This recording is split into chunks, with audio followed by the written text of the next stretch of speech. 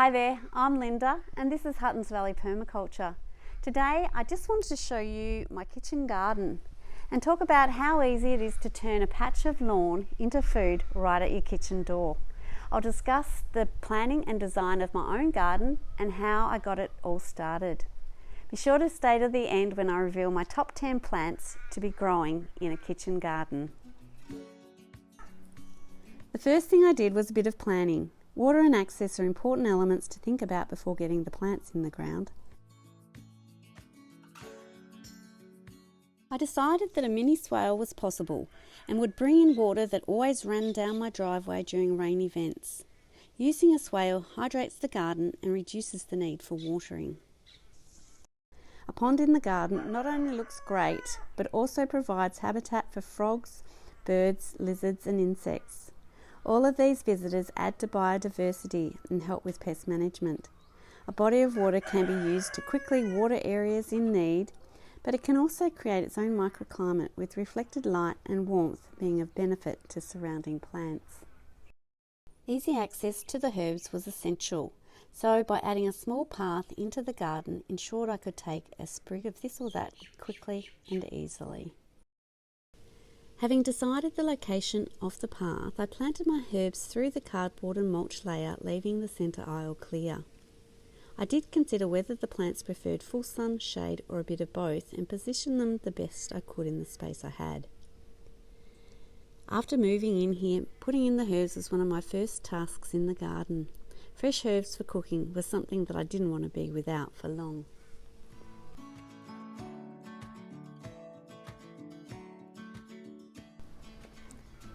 The next consideration was what I wanted to plant. Perennials form the backbone of the garden, so careful thought needed to be given at the start to their positioning.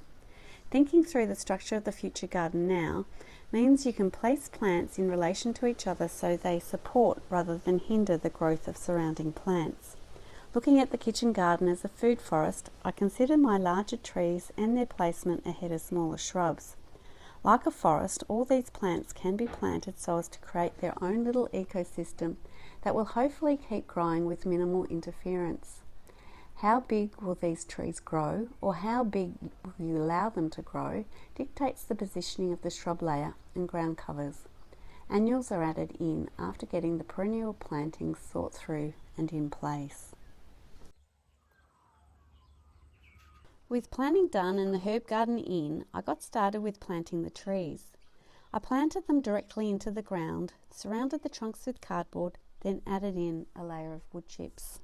I used a homemade A-frame level to work out the contour and dig the ditch for the mini swale.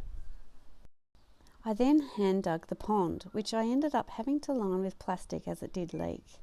I surrounded the edges with rocks and bricks, which created a bit more habitat for frogs and lizards.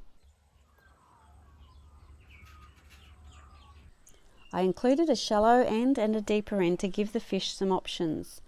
I put in some lilies and floating water plants before adding in the fish. They seem to really love it there, with their numbers having since multiplied. Before putting in too many of the plants, I covered the rest of the lawn with cardboard and wood chips, then added in smaller plants like the strawberries.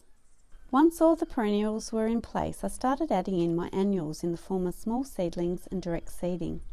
My mini swale berm I got going rather quickly and easily by grabbing some out-of-date seed packets of kale, kohlrabi, broccoli, peas and lettuce and just threw them all along the swale.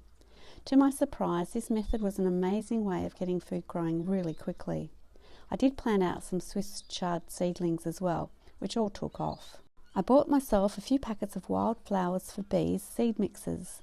I did raise some seedlings and transplanted them out, but had most success with direct seeding, which was also so much easier. As all of these annuals matured, I let them go to seed and saw the growth of many volunteers the following season. Among the list of naturalised annual plants in my garden now are borage, orange California poppy, calendula, chamomile, Swiss chard, icicle radishes and flat-leaf parsley. This means I don't have to plant them each season as they just keep coming on their own. My garden is 3 years old now. My lemon trees are starting to produce and I've got one lime on my lime tree. The 2 apple trees have given me a couple of apples. One day I hope to have enough to stew up with all the rhubarb I'm growing. The strawberries have spread everywhere, and the blueberries have been really productive. I'm getting lots of berries to eat fresh and also store away in the freezer. The garden can be really productive in other ways. You can take a crown from a rhubarb, strawberry runners, raspberry canes, and multiply the number of plants that you've got to give to family and friends, or just spread around the garden. My garden is by no means perfect.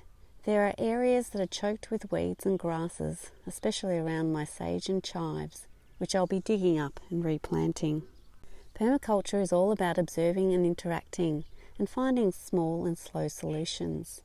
I might be adding in some small walking spaces as I'm currently hopping on and over plants as I move around the garden.